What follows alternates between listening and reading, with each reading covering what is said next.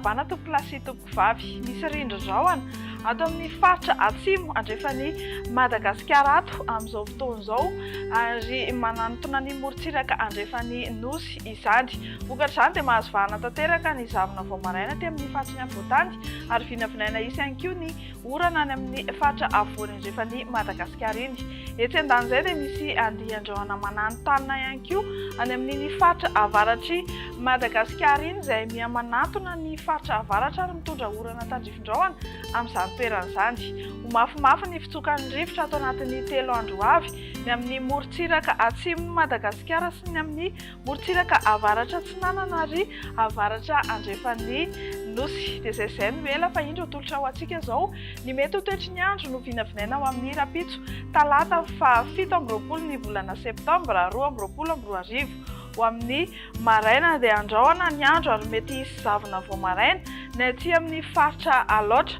Isy ihany koa ny andian-javona ny amin'ny faritry ny Afovoantany iray manontolo ahitana orana somary malefaka indraindray ny any amin'ny faritra Analanjorofo iny. Andrahona vitsy na ibalika ny masoandro ny amin'ny faritra sisa izay tsy voatonona teo. Ho amin'ny rapitso tolakandro izay dia isy ny orana tandrifin-drahona ny amin'ny faritry Melankely indrindra ny amin'ny fiafaran'ny tolakandro.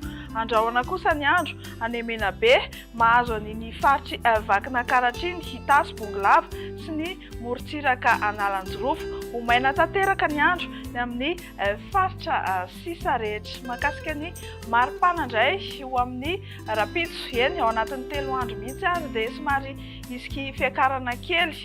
Ho amin'ny rapitso izao dia 30 degré Celsius no ho ambony indrindra hitantsika any amin'ny distrikany Beroro iny. Ho amin'ny alarobia fa 20 ny volana septambra 2024 indray ary dia hitoy hatrany ny fisiana andian-javona vao maraina aty amin'ny faritry ny Afovoantany iray manontolo.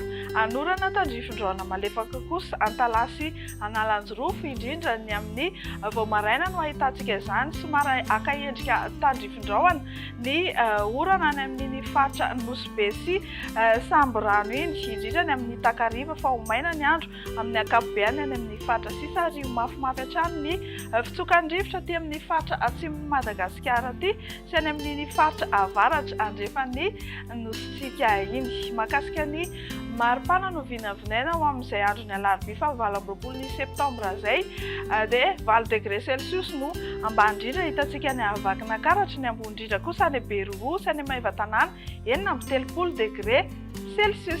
Amaranantsika ny meteo ho amin'ity alina ity ny alakamisy fa 17 ny volana septambra 2024 dia isy ny orana malefaka any Asava sy Analanjorofo any indrindra ny amin'ny tolakandro fa saika ifadimon-drahona sy masoandro na ibalika be ny masoandro ny amin'ny faritra sisa. Somary afapana ihany ny maripana ho amin'izay alakamisy fa 17 ny volana septambra izay. Raha jerentsika ny taremarika dia 20 hatramin'ny 13 degré Celsius ny maraina aty amin'ny faritry ny Afovoantany.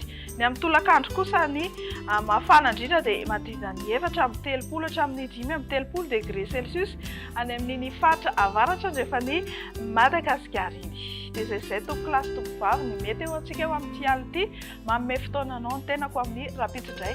Veloma tompoko.